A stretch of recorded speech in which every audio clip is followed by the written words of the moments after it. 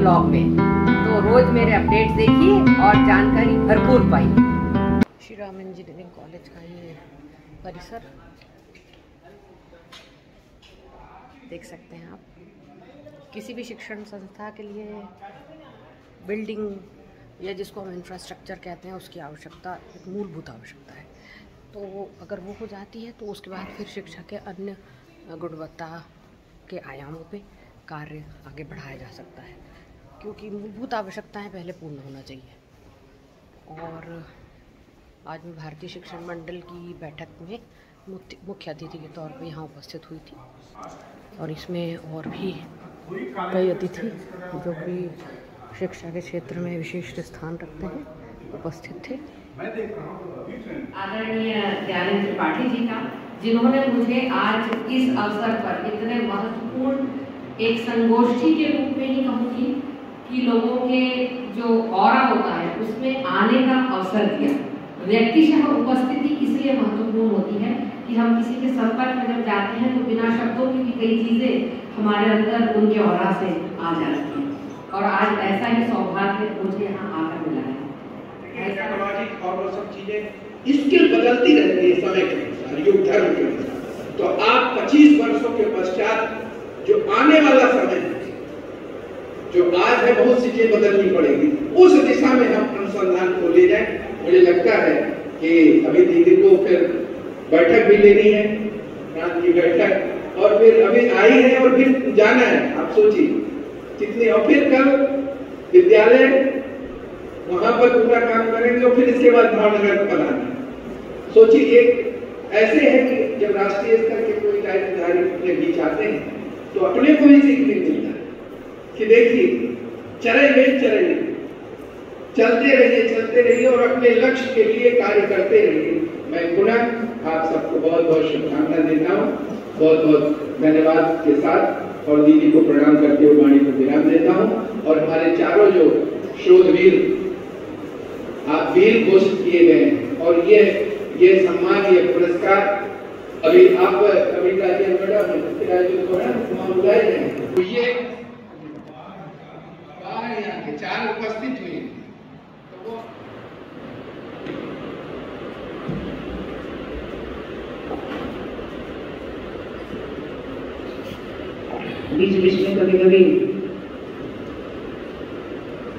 कुछ आ जाता है। वैसे अभी एक प्रश्न आ गया था लेकिन मैंने सुना ही नहीं ठीक से, इसलिए जो प्रश्न हम ठीक से सुनते नहीं हैं उसके उत्तर हमारे पास नहीं होंगे। ऐसे ही भारत का इतिहास हमने ठीक से सुना नहीं है, पढ़ा नहीं है, इसलिए मन में बहुत सारे प्रश्न उपस्थित होने पर भी हमारे पास उसके उत्तर नहीं होते हैं।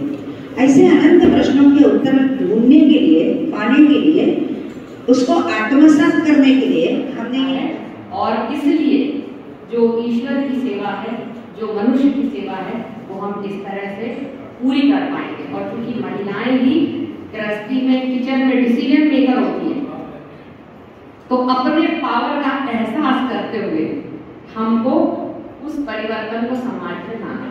बच्चों को धीरे धीरे हम जब चेंज करके बिना बताए आप बना देंगे और वो टेस्टी होगा तो खाएंगे। हमने पिज्जा बेस बनाया है मिलेट से, और उसकी एक्सेप्टेबिलिटी बहुत अच्छी है। एक ट्रायल मैंने सिगोरा के कॉलेज में किया है, एक ट्रायल मैंने सागर में किया है, जो गर्ल्स कॉलेज, वहाँ सारे बॉक्सर्स को हमने टेस्ट कराया था। एक बोर्ड ऑफ स्टडीज की बैठक थी, उसमें मैं अपने रिसर्च स्कॉलर को अपना प्रोडक्ट लेके चलो और आप टेस्ट कराओ। तो जो एक्सपर्ट है न्यूट्रिशन के, पहले वो एक्सेप्टेबिलिटी देते हैं, फिर हमने करीब 57 गर्ल्स के साथ उसको टेस्ट कराया और उसका ट्रायल किया। तो मैं अपने तरफ से जो मेरा योगदान हो सकता है, बजाय इसके कि कौन क्या कर रहा है या क्या नहीं कर रहा है उसमें समय लगाने के स्थान पर, मैं प्रयास करती हूँ कि मैं क्या कर सकती हूँ, कहाँ से, जहाँ मैं खड़ी हूँ वहाँ से कैसे चल सकती हूँ, ये मेरा प्रयास है। आप सब ने कितने ध्यान से मेरी जो साधारण सी बातें थी उसको सुना। आदरणीय दीदी, मंडल की समस्त अतिथियों का मैं हार्दिक आभार व्यक्त करती हूँ। मंच के समक्ष उपस्थित सभी सुधीजनों को पुनः एक बार हार्दिक अभिनंदन। धन्यवाद।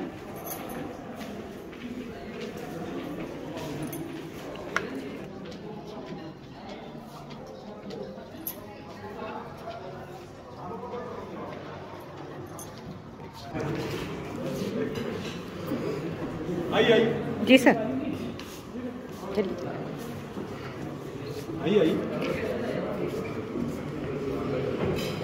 लंच व्यवस्था बहुत अच्छी श्री राम कॉलेज में।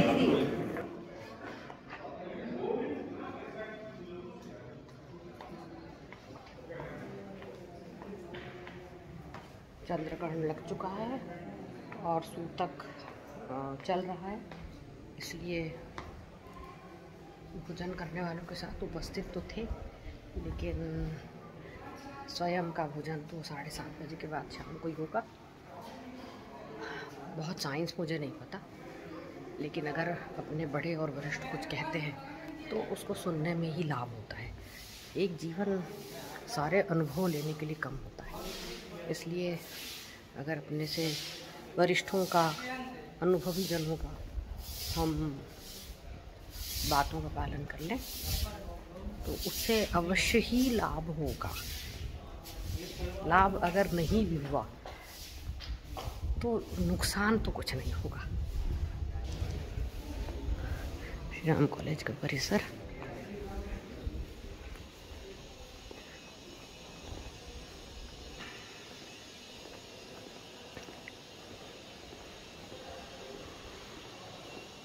शिक्षा प्राप्ति की मुख्य आवश्यकता होती है वातावरण का।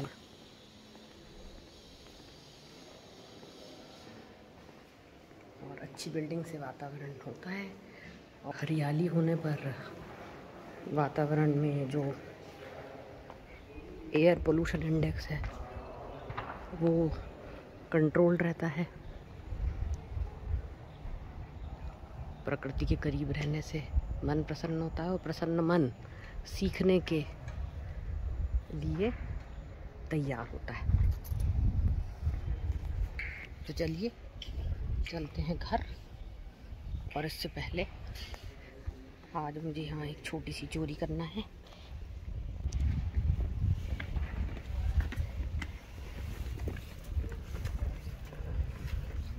ईश्वर मुझे माफ़ करेंगे, मैं बिना अनुमति के ये येलो वाला फ्लावर ले रही हूँ, क्योंकि मेरे पास वाइट तो है पर येलो बहुत रेयर है। दुकान का कुछ नहीं है।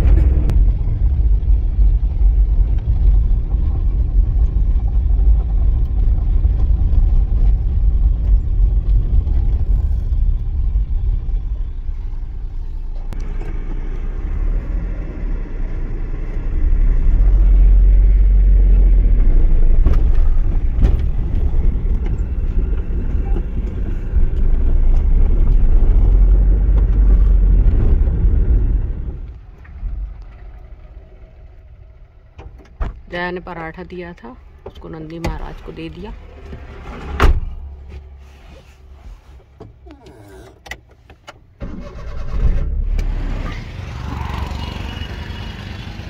सब्जी लेने के लिए उतरी हूँ मैं।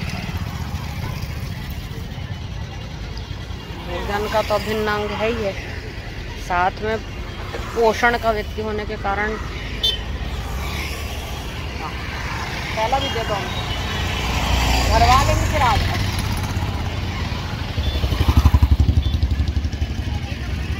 मैं अपना पर्स घर बुलाई हूँ, तो अनिल ने मुझे वेजिटेबल स्पॉन्सर की है।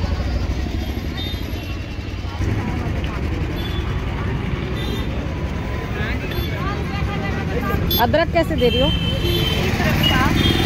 30 रुपये आधा किलो दे दो।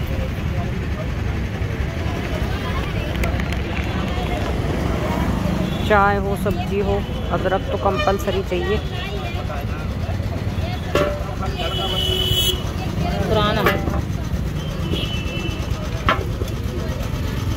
नया ला रहे तो नया दिख रहा, बड़ा बड़ा, लेकिन टेस्ट नहीं आता।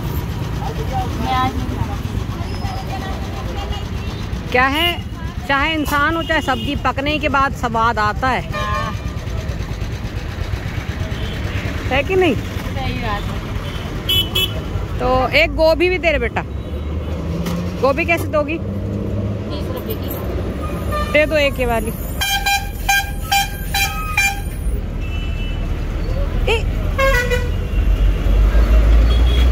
बचा लिया बैगन। नहीं नहीं, गिर रहा था ना। और लहसुन है, दे दो। क्या हिसाब दे रही हो दिखाओ पहले मुझे लहसुन। बड़ी कली हो ना।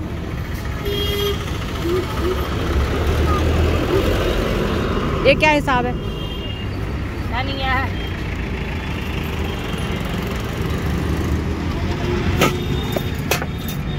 भिंडी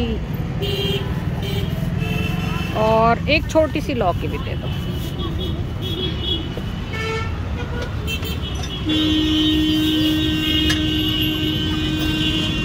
लौकी कैसे दे रहे हो? क्या भैया? ये दे दो। अब खुले वहाँ से लूँ कि तुमसे लूँ? मेरे पास चेंज नहीं है। इधर ही दे दो। ये दोनों का कितना हो गया? 50। मैं लेके दो। अनिल ये लो, ये भैया को 50 रुपए देना है। ये लो, वो दीदी पहले वाली से लिया पैसा, उनसे लेके इनको दे दो।